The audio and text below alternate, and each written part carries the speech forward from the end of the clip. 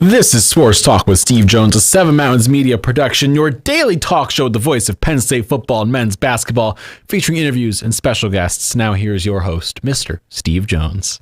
Yo. All right. Yo. That's all we get? Yo. It's Dick Girardi. Yo, man. All right, so tomorrow, Tony Knopp on the intriguing business of sports. We'll be talking about the Pac-12, what a mess it is, the Big 12, how predatory they are. We'll talk about the PGA and LIV merger, which nobody gets. No one understanding the PGA LIV merger. No way. That can't be real. Everyone understands it. What are you talking about? It is clearly totally 100% logical. I'll be honest with you. I don't even think the people who brokered it knows what it means. You know who understands the least about it but has been scapegoated? Rory McIlroy. Oh, I know. Yeah, he's been scapegoated. I feel terrible for him. He doesn't deserve what has happened to him. He has not. I know in talking with Tony, and he'll bring this out in the interview tomorrow. But there are several factors before we get to Victor Wembanyama. Of course. We have to get to Wemby at some point. That will be in just moments. The Flying Frenchman. Come on now. Moments. That they're about to lose 2 or 3 more players to LIV. That they have so much money that the PGA, in order to compete with them, even though they have all the network TV contracts, but you have to up the purses, and you have a number of events already to begin with. That there was going to be some concern in a relatively short period of time that they may not be able to afford the Korn Ferry Tour, that they may not be able to keep afloat the Champions Tour. Wow. Crazy. And Brandel Chambly brought out on one of the U.S. Open preview shows, he said he decided to sit down and Google what is the oil reserve of Saudi Arabia right now. It was 221 years. I don't think you can outlast them. No, I don't think so. I think that is a bit of an issue. Now, what the Spurs need is enough money to sign Victor Wembanyama to a lifetime contract, if at all possible. He touched down. He went through, did a bit of a media circuit. He went on Good Morning America with Robin Roberts. He went on JJ Redick's podcast, talked with him for about an hour or so. I watched part of that this morning. What did you think? First, his English is amazing. Yeah. Just off the bat. Apparently he was raised speaking English, so he knew and was able to understand it. Good. And he feels like what a lot of players are at 25, 26, where they come in, you have this mindset kind of as like that 18-year-old coming in, you don't really know a lot. He has been a professional in the NBA. He has been a professional. He's been playing against men. He's been playing against men. He also, this past year with the Metropolitans 92, like for those who don't know, this team was terrible. They were meant to go defunct this past year. And then Wembanyama and his people and the French national team kind of saw it as an opportunity to build a team around him. So they got him. They got Bilal Coulibaly, who's going to go in the lottery as well. He's going to be drafted. He's going to be drafted. Yep. And the coach of the team is the French national team coach as well, who's basically the French Greg Popovich, is how he's been described. So they have set this up. So he doesn't do in-game interviews? He doesn't. No, he does not. But they set this whole thing up for him to come in and come in with the on the ground running. And it makes sense. I mean, he is very well spoken. He has a good head on his shoulders, clearly, and he understands. Like he was talking about how he's like, yeah, I understand there's a lot of hype around me, but I'm not going to let that affect me. There's been hype around me since I was in France the past half decade. Sure. That hasn't touched me at all. I'm still going to be me. I'm still going to be Wembanyama. Like I was excited when I heard San Antonio was the first overall pick because I want to work with Popovich and see what he does. They're going to have to surround it with some people, though. There's a reason why San Antonio is the first overall pick. It's like in every draft. Bryce Young's the first overall pick of the Carolina Panthers. Now, Carolina was originally 9th. and they flip with the Bears. But if you're in the top 10, there's a reason you're in the top 10. You're not very good. But at least... All right? And so this is with San Antonio. They're in this spot. And by the way, San Antonio was one of those who had a lot of ping pong balls in there. All right? Because they're not very good. Now, he's a step in the right direction, but they're going to have to surround him eventually here in a year or two with other pieces that make the total better. He won't be able to do it by himself. Nobody can. But what I will say is they are sitting in a much better location than a lot of the other teams high up in this lottery were comparatively.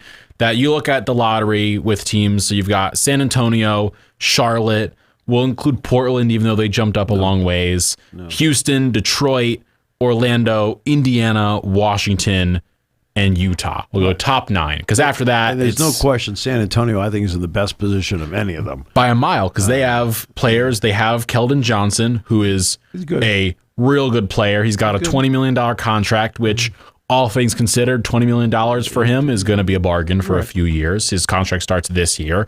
You've got Sohan, their first-round pick last year, who looks like a defensive monster. He looks like Rodman, basically, with the hair as well. It's there. You've got other guys like Devin Vassell, who's got another year on his contract. He's going to get a nice bit of change. And then you've got a few guys like the Doug McDermotts, who's a great three-point shooter and can play kind of everywhere. He's a role player. He's a role player, but the big thing is currently their salary number is sitting at $84 million this season. And it was just announced today the salary cap is 136. Yeah. So they're sitting with about $50 million in cap space. After the draft, it'll be more like 45. And this is where he comes into play. He will be like the magnet that draws some people saying, I want to play in San Antonio. That's going to help because they're going to need people around him. San Antonio's drafted okay in the last few years. Lonnie Walker is now playing for the LA Lakers. Yeah. DeJounte Murray, they got a big haul for. Yeah. So they'll have to surround him with other people. Because, for example, Paolo Banchero is a really good player. He went to Orlando. He was the NBA Rookie of the Year. Orlando was better than they were, but Orlando was not even close to sniffing the playoffs, even though they could beat the Celtics anytime they wanted. Seriously, back-to-back.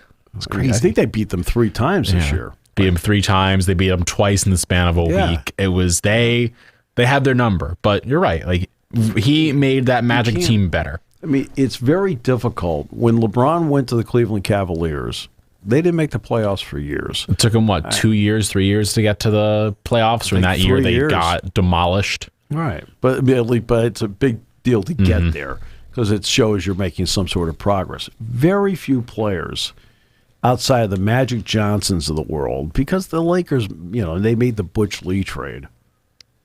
Well, who the heck makes that trade?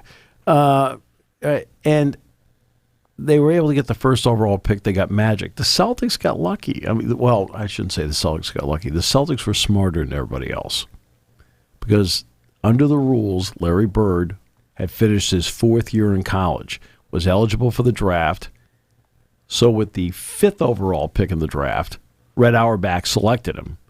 He then went to Indiana State, but the Celtics retained his rights for a year until the next draft and then signed him. Right? And they went from 18 wins to 60. Yeah. Okay? Not bad. Right? This is not going to happen. They're not going to go from 18 wins to 60, okay? But he's going to be obviously a massive upgrade. And he's going to be difficult for a lot of people to handle. But most, like Karl Anthony Towns, first overall pick. Anthony Davis was a first overall pick. New Orleans went nowhere for years. And when they finally got in, they were the 8th seed. But that year, or one of those years, they upset the Blazers. What? Right. That was like a 3-0, 4-0. But it took them years to get to the playoffs. Yeah. That's my point. It takes a long time. Edwards goes to Minnesota.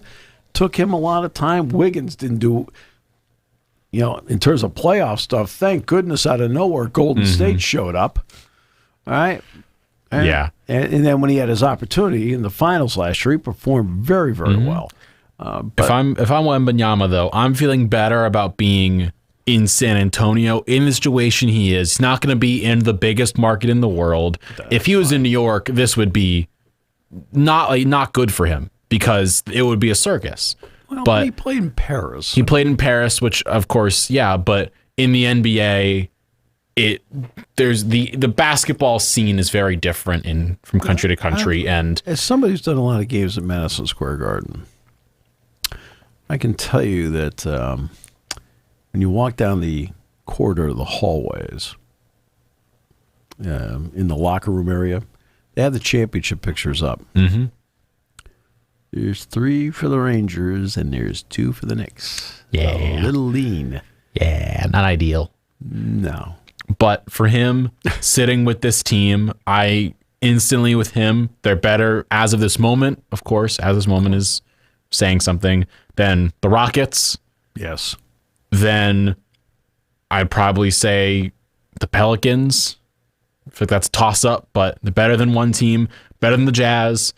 Probably the same levels of Thunder and the T-Wolves and the Blazers and they're sitting at a point where they could sneak in as like a 10 into the that's the key. The play-in game. That's one thing with the play-in. 2/3 of the teams now make the playoffs. Look at the Heat. The Heat came in as the 8?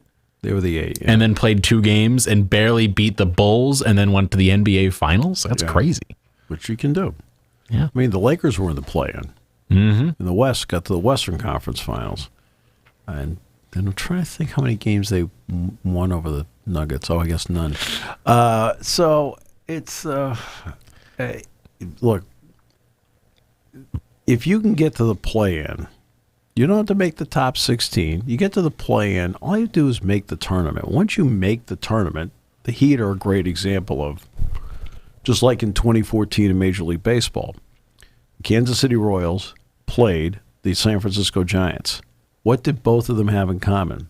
They both had to play the wild card game to then get into a playoff series, and they both made the World Series. Mm-hmm. So that's evidence right there. All you have to do is get into the tournament and then see what happens. So San Antonio will get closer to it. It may actually get into it with this guy playing. I've only seen a few select highlights of him. Highlights are, first of all, this is not an anti-ESPN deal. It's ESPN's job to show highlights. It is. Right? That's their job, and they do a great job of it. What do you want to show, lowlights? No. Of course, why wouldn't I? But when you're sitting there and you want to evaluate a player, when it comes to recruiting, football, basketball recruiting, people will ask me, did you see the guy's tape? And I always say, no.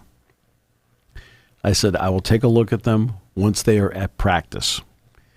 I said, a highlight tape will not show me a missed shot, will not show me his reaction to a missed shot, will not show me that he'll hang his head on defense after a missed shot, will not show me a bad pass or a series of bad passes.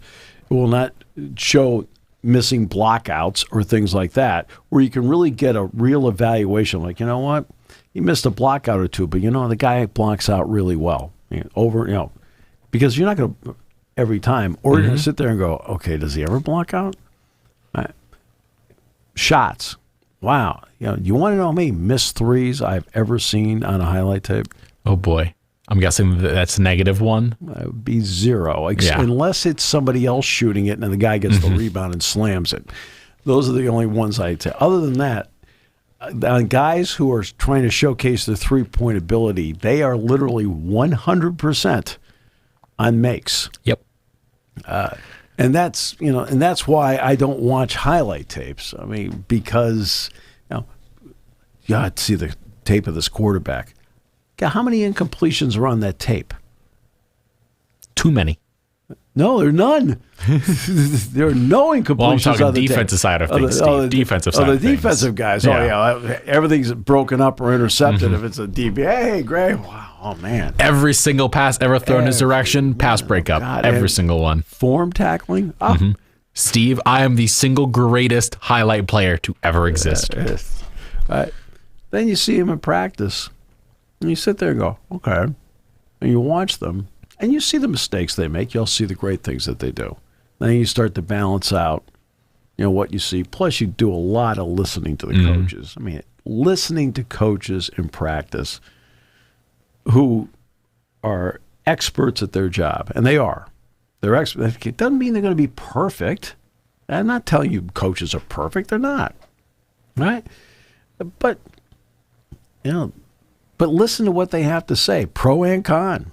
Mm-hmm. It'll give you an idea of who they're trying to push or what they don't like or what they do like. Right? Guy drops a ball, they say nothing.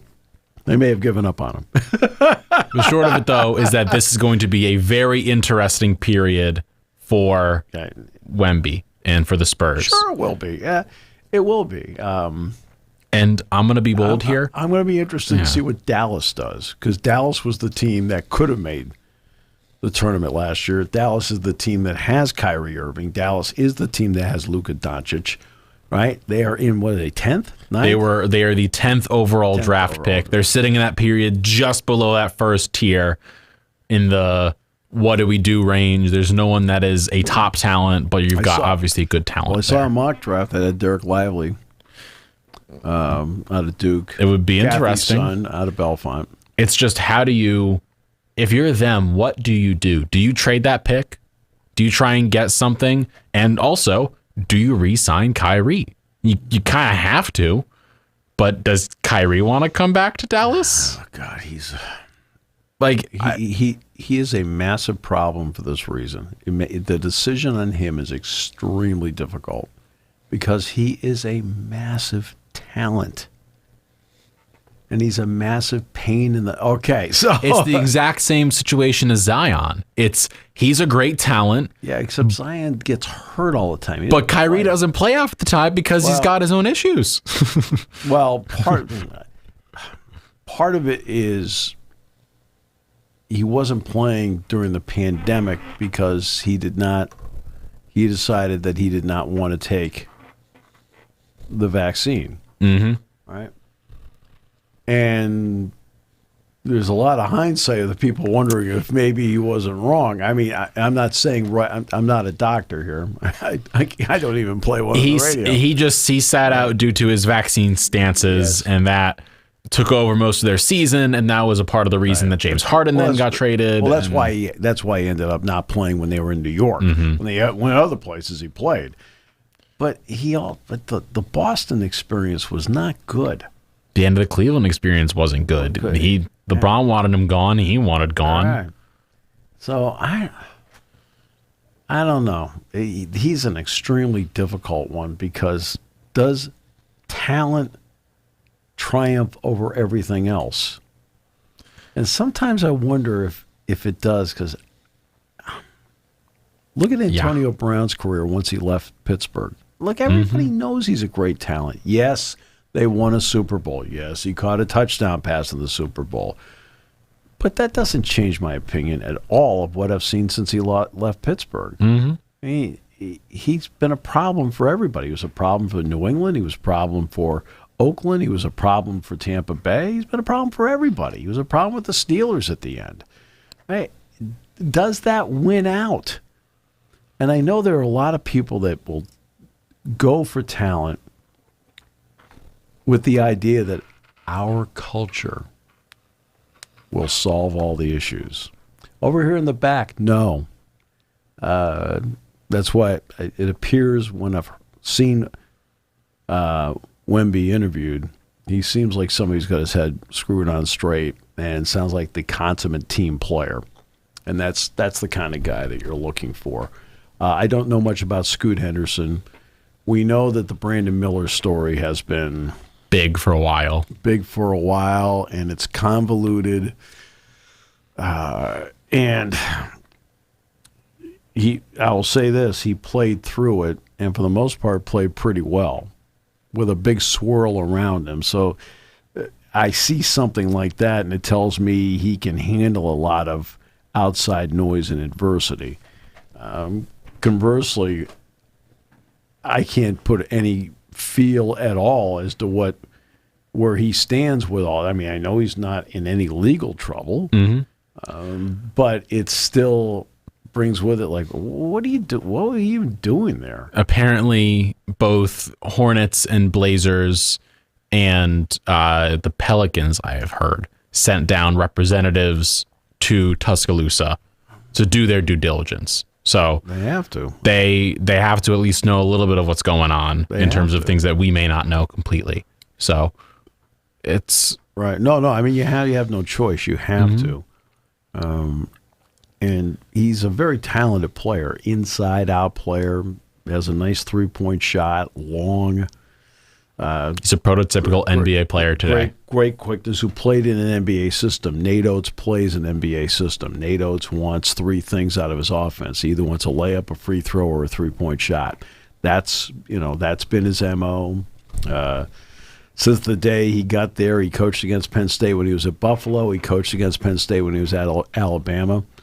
Now, ironically, Penn State won both of them. Right? I mean, just because Penn State had the better team each time.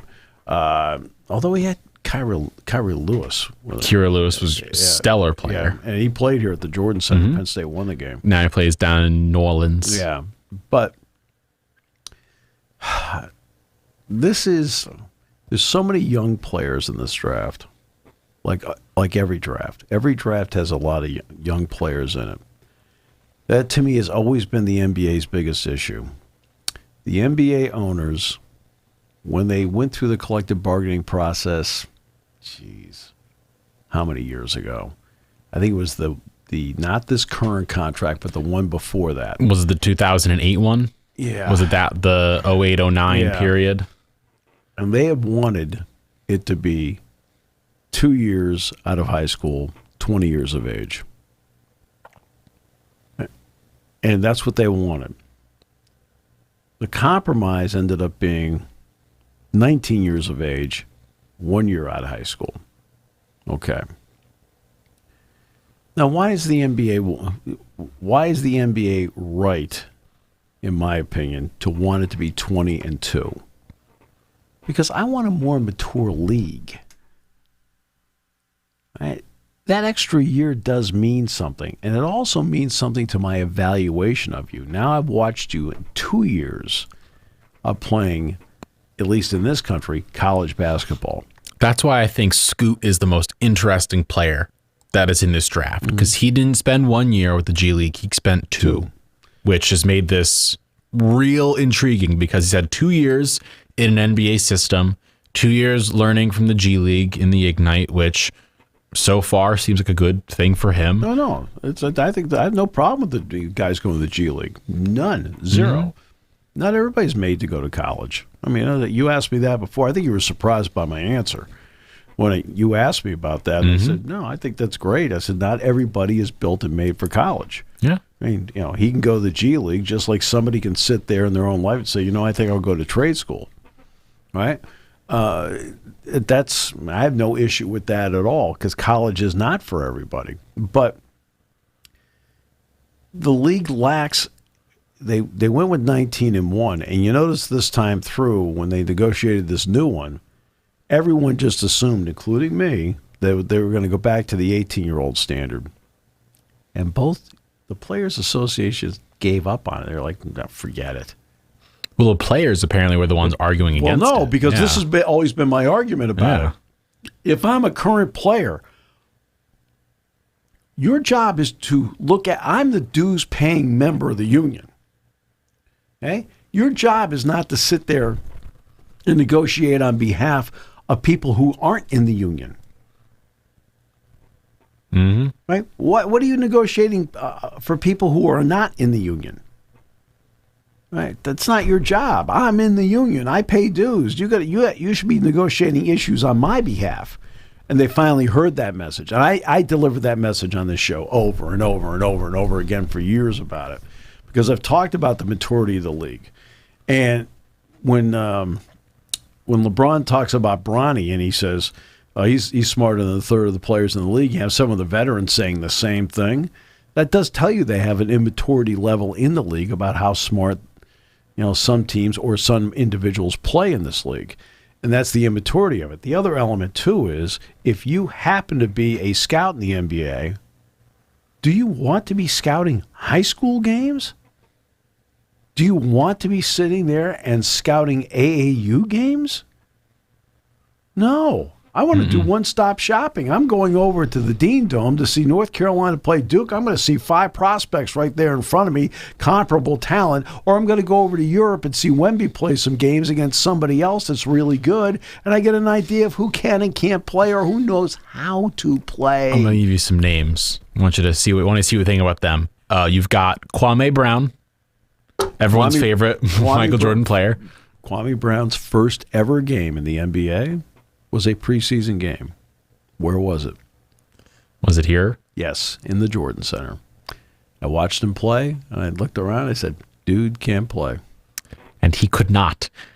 Then you've got Sebastian Telfair, 2004. Always said could not play. Never liked his game. Never liked his game. To name a few others, you've got, Eddie Curry, everyone's favorite New York Knick. No, I didn't get that one.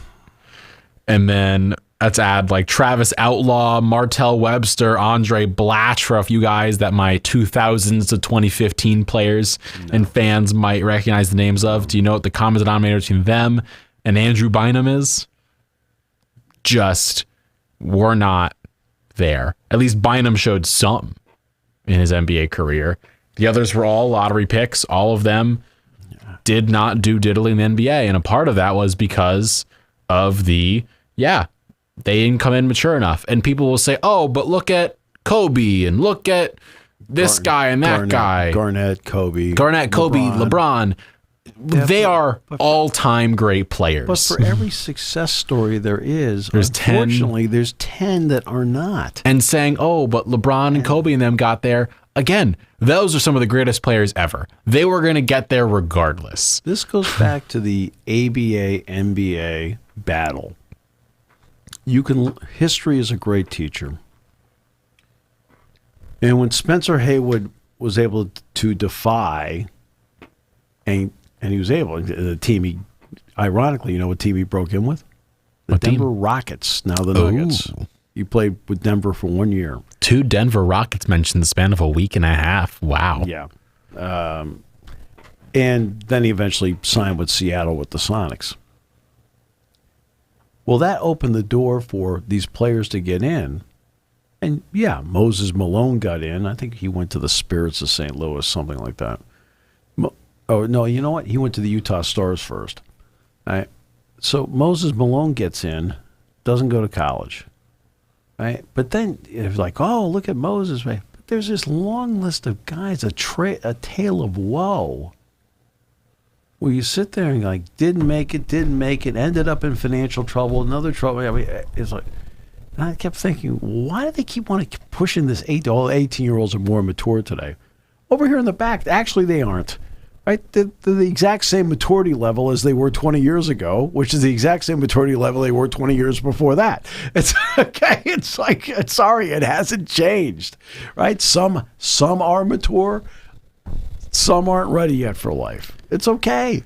Everybody's on their own clock. Have you heard, I know JJ Redick's an interesting person in terms of how you feel about him, but have you heard him talk about his journey to the NBA and him in college, his journey? He said when he was at Duke, up until his sophomore year, he wasn't in the mindset to play in the NBA. He assumed he'd get there and be the best, but that wasn't the truth of it. So at the end of his sophomore year, when he won Naismith Player of the Year, I believe, and they lost, I think, the Final Four that year, Coach K sat him down and was just like, we lost because of you, and gave him some crazy tough love. And then it took him a year or two to get there, and then he had a 20-year NBA career. Yeah, excellent career. I mean, if there's so many players that are like that don't understand, you need at least some maturity to go to the league. Clearly Victor's got a whole lot of it. Clearly Scoot's got at least some too. You're in high school, you're the best player. Mm-hmm. Right. Now you get to college and you're considered among the best players. Now, which is impressive because there's been a weeding out from the high school level to the college level. But when you get to the NBA, you really weed it out. Mm-hmm. Right? And now you're looking around saying, I got to figure out a way to contribute in the league. And that's what he did. He had longevity in his career because he figured out what role he had in the league. He was not a star. He was a good player, but not a star. And he kept his career alive because he figured out what he could do, and he stayed away from what he couldn't do. And you find out when you get to the highest level what your limitations actually are. Jordan had none. Yeah. But I remember the video of Brian Scalabrine playing that guy in pickup basketball. Everyone thinks these NBA players, these role players, are terrible. No, they're better. They're better than 99. They're closer to Michael Jordan than you are to them. Of course they are. And if you put them on a team, they would drop 50 points at LA Fitness in about 5 minutes against you. Do you know how many people have told me I could hit it off the wall at Fenway? Right. Oh, it's so close, I could do it. And then all of a sudden they go in there and nobody can do it. Mm-hmm. I'll never forget here. Okay, the Spikes it was the 2009 All-Star game. And I was emceeing the home run contest. And the home run contest were, a group of local celebrities all trying to hit. And one guy comes up to me, who shall remain unnamed, and says, I'm going to hit 8 home runs. And I said, no offense, you're not going to hit any. Right? And I wasn't being a jerk. I said, I don't think you're going to. I didn't say you're not going to hit. I said, no offense. I don't know. Don't think it's going to happen. I said, I don't think so. He said, no. I said, okay, we'll give it a shot. I said, I said, that's further out there than you think. That's about the tone I talked to him about. He took 2 swings, stopped, came back, looked at me, and he says, cover the mic. So I covered the mic, turned the mic off. He says, you're right, I'm not going to hit any. And this guy was a big, strong guy who could hit, but all this stuff is further away than people think. That's how good these guys are. Yeah. Oh, look at little Freddie Patek. Oh, yeah, well, guess what? Freddie Patek knows how to hit. Right? I mean, all these athletes, they're all better than you. That's why they're there. Mm-hmm. If you tried to play, say, one-on-one against, I don't know, let's go Jordan Clarkson.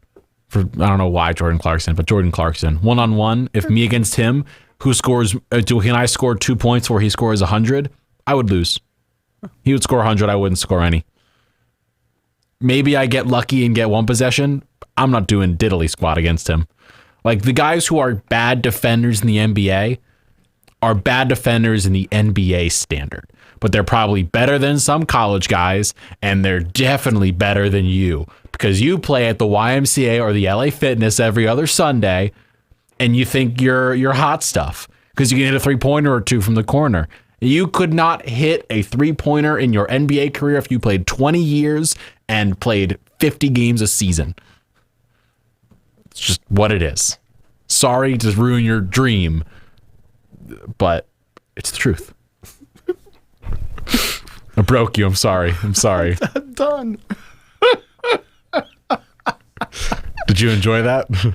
It just destroyed everything. You know what? Just destroyed your whole career, and it's okay. No, I think I'm going to go to announcing. You're going to announcing now. Okay. I think I'm going to go to announcing. I think I might be able to hang in with that. I think you might be good at that. Maybe good at that. Sports broadcasting. You might be good there. If you have a feeling you got a future. You got a future, kid. Playing? Oh. Why do you think I'm sitting in this chair instead of trying to play in the MLB? Because I realized when I was 16 years old, I can't do this. 16? 16. Okay. I was delusional for a few extra years there.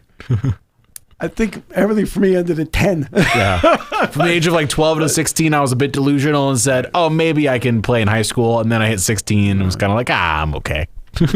I would like to go into broadcasting. What is interesting about today's sports, above all, is what we're going to talk about tomorrow with Tony.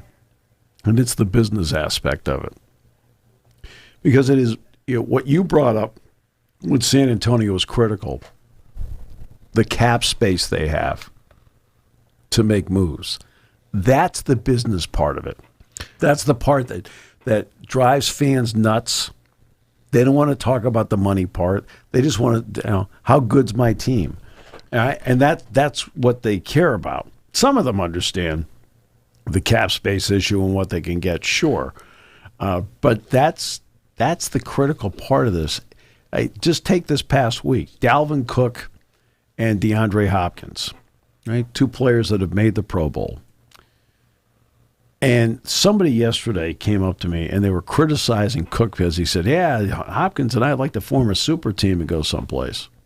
He says, the guy says to me, what kind of arrogance is that? And I said, whoa, hold on. I said, you do understand that in the business of the NFL, the Minnesota Vikings cut Dalvin Cook. In the business of the NFL, they cut him.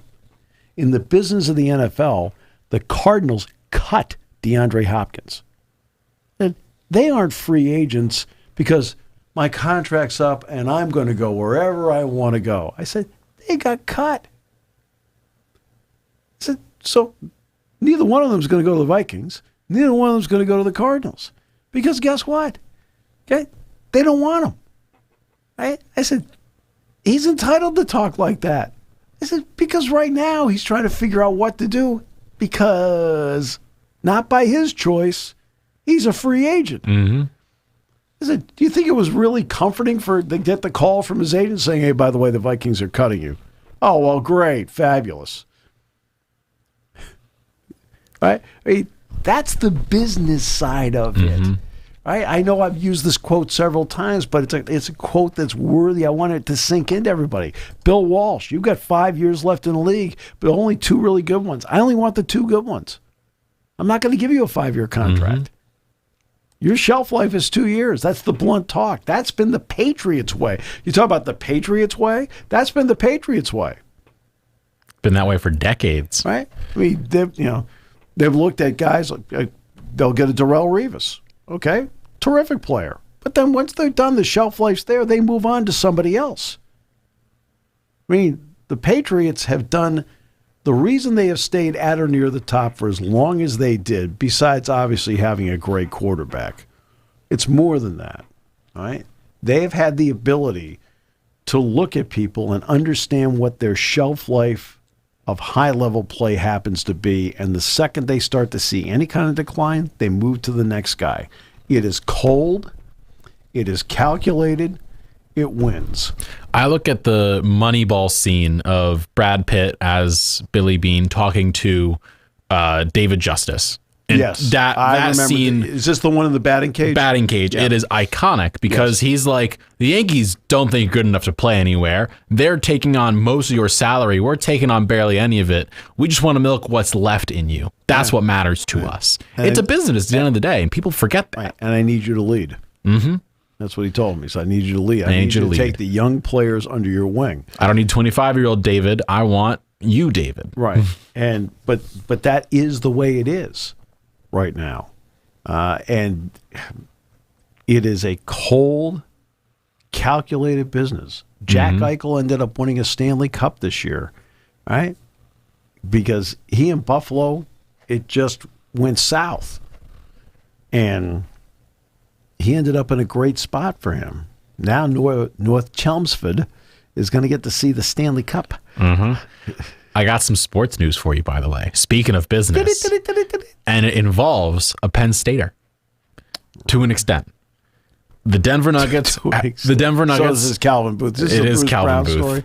It is the Denver Nuggets traded their 2024 first round pick, their least favorable one, and this year's 40th overall pick, so the second round, to the Pacers for numbers 29 and 32. So they now have picks 29, 32, and 37 in the draft. So they're in the first round now because they got rid of their pick already. So now they're in the first round. And Calvin Booth last year, I mean, hey, he took Christian Brown, 21st overall. Not a bad selection. Could he go for a Penn State? Well, it's interesting. Lundy and Pickett are both going to be there. It's not as if Calvin hasn't seen them play in person because he was at the Palestra. It's not as if he has not seen them in practice because the last time he was at a Penn State practice was at the end of February, like right before March 1. It was like right around the 27th. He was at practice. I know. I talked to him both times, so I was a witness. So it's not like he doesn't have a handle, and it's not like this guy doesn't have an eye. Right? I know you've heard me talk about the invisible word, feel. It's a word that is hard to describe in terms of the sport's eye. But when you're watching it, you can tell who's good, who's there, who's eventually going to be good, but it's just going to take some time. And you can tell, like, oh, God, this isn't going to go well. There are 13 roster spots. You've got one of them. There are 125 roster spots, and you have one of them. You have a locker.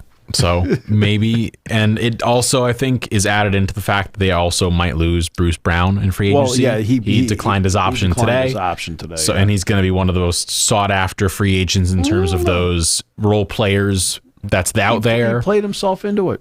Played himself into a nice, I'd guess, $10 to $15 million range deal. Because Denver used him in a way that Detroit and Brooklyn did not. They actually used him in a way that fit his skill set. They didn't try to make him do more than what his skill set happens to be. It's easier to do when you've got Jokic and Murray.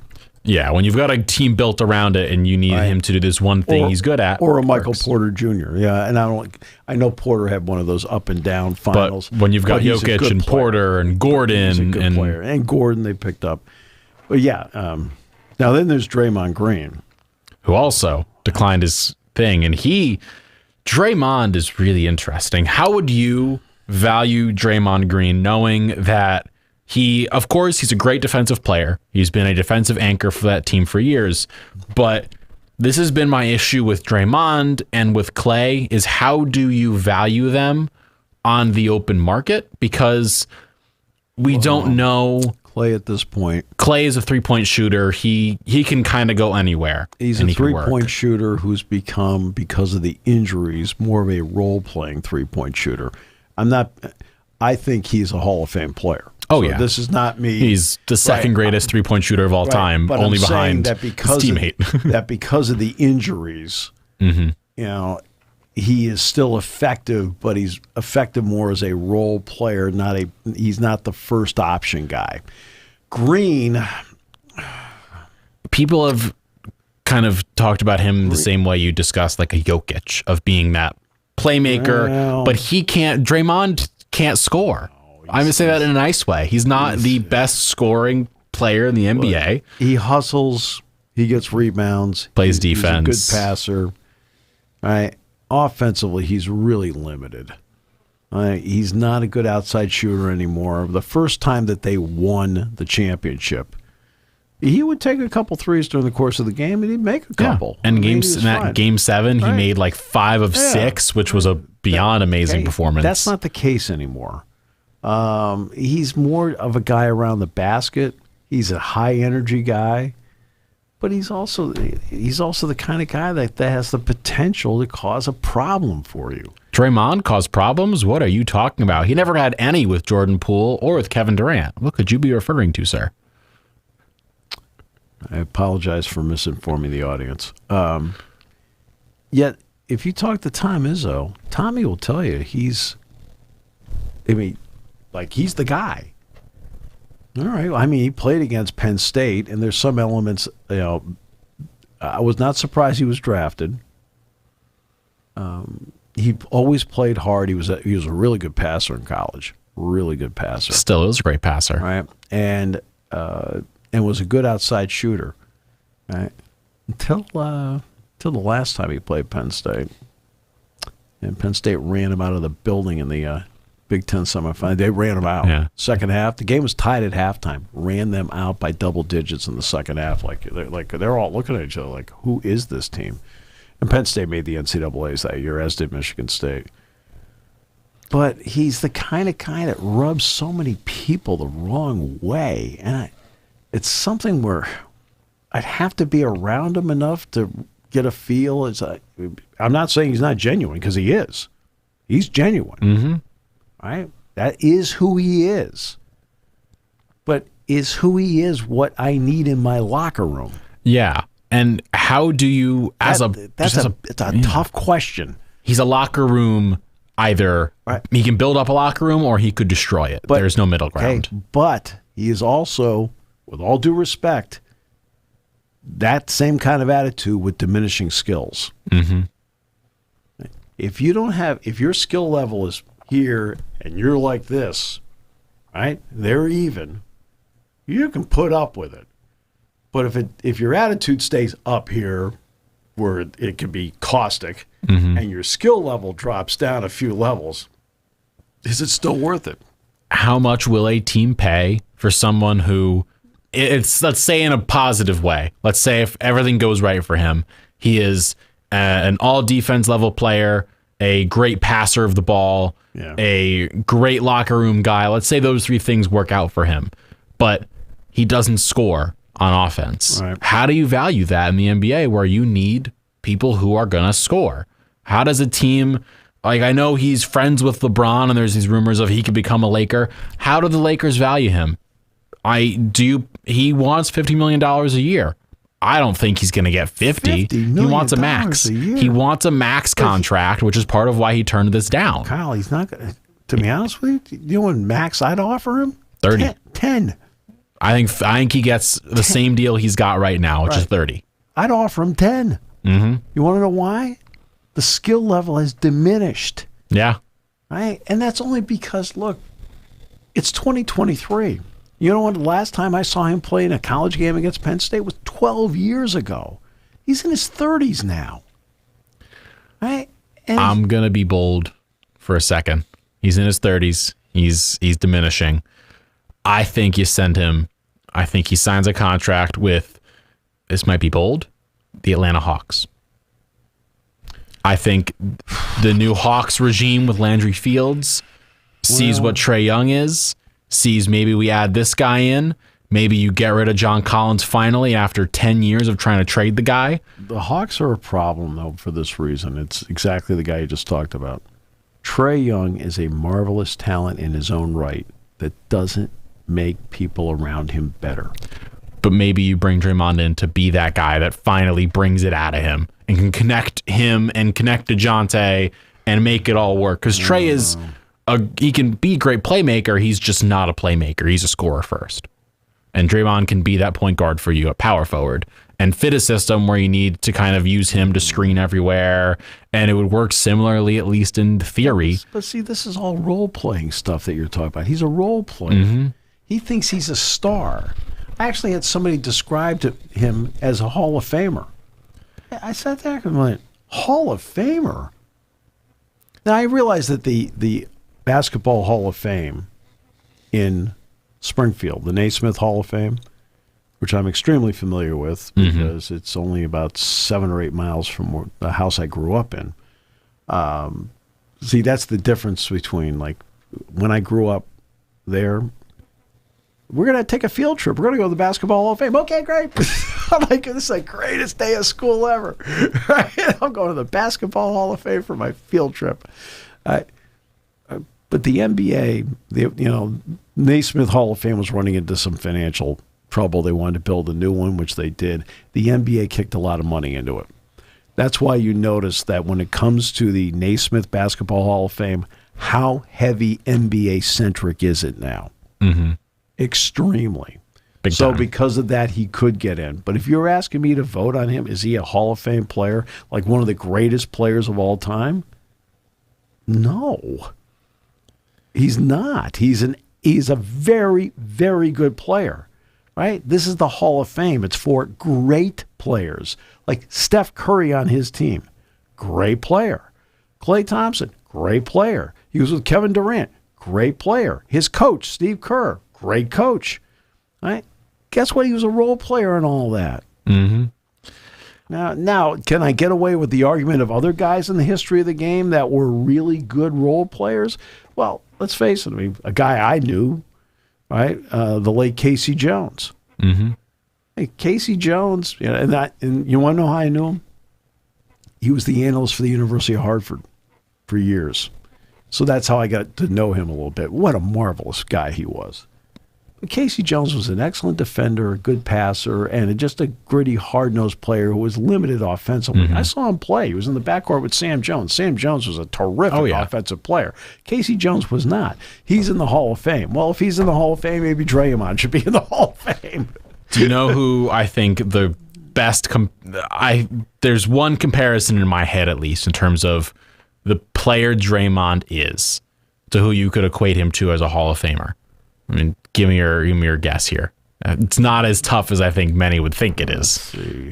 Who would Draymond be compared to? I know. Real tough. Jordan's out. Sadly, I think Jordan's out. I think you got to take a Kobe out of there. Bird's out. Stretch, yeah. Magic's out. Kurt Rambis.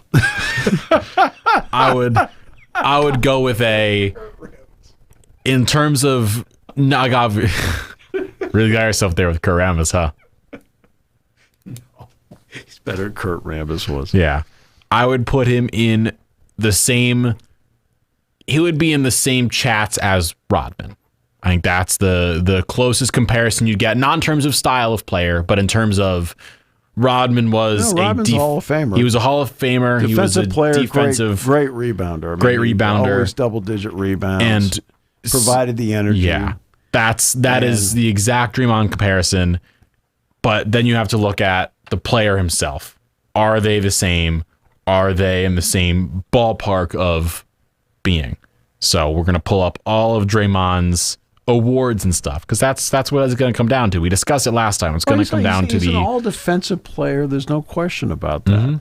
And so he's on the All-NBA defensive team. I doubt he's on any All-NBA team besides that. Yeah, we're pulling it up right now. It is taking a while. He has won Defensive Player of the Year, I believe, once. Yep. He has not, I don't think, ever made. He's gotten a few NBA All-Voting shares. He got 6th in 2015-16. He has made the All-Defensive Team a bunch, second team and first team.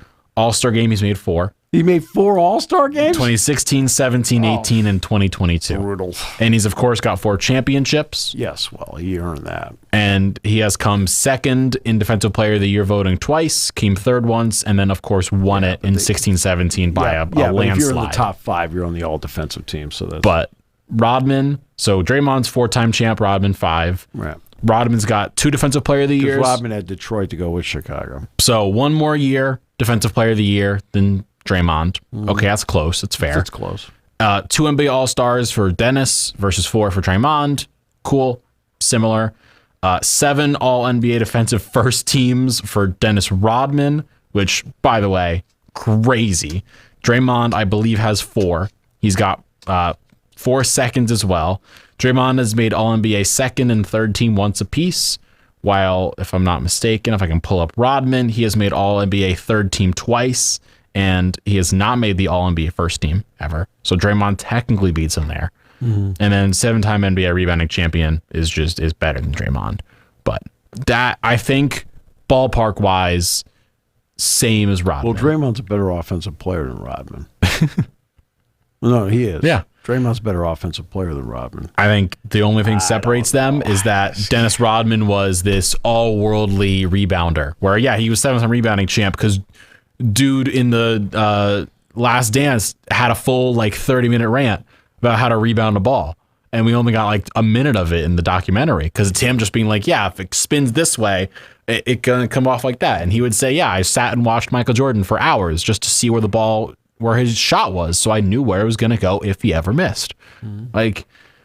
I would put him in the same conversation as Rodman. I think Draymond is in there, and I think we'll look back on his career more favorably because is Draymond friends with Kim Jong-un? That's what I want to know. I don't believe so, but he is friends with LeBron James. And in today's world, that means something. He's a Rich Paul client, and in today's world, that means he runs the world. Oh, yeah. Wow. Yeah. And just think, the NBA draft hasn't even happened yet, and we've been discussing it for basically the entirety of the show today. It's pure NBA. I just think that, I don't know. I appreciate role players because role players are a big reason why you win. Stars are there. Stars are a big reason why you win, but they'll be the first ones to tell you. All right. Larry Bird will tell you who's the best teammate he ever played with. Dennis Johnson. Now, Dennis Johnson was a legitimately great player. Won a title with Seattle, by the way, and then he won 2 titles with the Celtics. And he wasn't a role player. He was a great defensive player, excellent offensive player, but he wasn't the star. Mm-hmm. Bird was the star. McHale was the star. Right? And then, but every time you saw the Celtics walk out on the floor, you went, oh, man, I'm glad they got Dennis Johnson. Look at that Warriors team with Draymond. Draymond, Steph, Clay, Harrison Barnes, Andre Iguodala. Iguodala, similar. No. Great player. Now, Iguodala, he played his role. I liked Iguodala. He won NBA Finals MVP because he held LeBron under 40 points a game. I know. But also scored himself. He also scored himself, and he made some great plays. And was an all-star with both Philadelphia and Denver. Mm-hmm. People forget he actually went to Denver. Yeah, he went to Denver. He played in Philly. Yeah. He was a great player. Right. But he became a role player, and he still, to this day, did it greatly and awesomely. So I would say Draymond's a Hall of Famer. I think Clay definitely is. He's one of the best shooters ever. Draymond would get a lot of run for. If I'm saying that, I couldn't do it. I'd be sitting there like going, okay, I just see the limitations. I see the limitations. I think he'll get in, though. I think it's just one of those things that I think he's going to get in. Again, if the Hall were not so NBA centric like it has become because of the money that's been put into it. All right, let's be honest. Mm-hmm. I mean, that's one of the reasons they've gone this way. The NBA's put a lot of money into it. All right.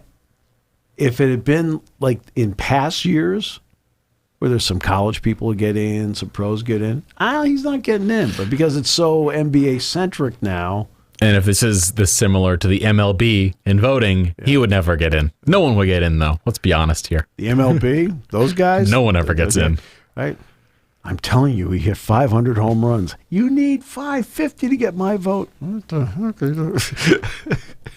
We'll have a whole discussion on that at some point. Dan Shaughnessy didn't vote for Derek Jeter. A shame. I had a guy complain to me about that, and I looked at him. I said, "Who cares?" I said, "Did he get more than 75%?" He goes, "Yeah, he should have been unanimous." I said, "Excuse me, he got the 75%. Be happy, he's in." Craziness. Well, of course, thanks for tuning in to Sports Talk with Steve Jones, a Seven Mountains Media production. Check back daily for all the latest sports news and analysis. The voice of Penn State football and men's basketball.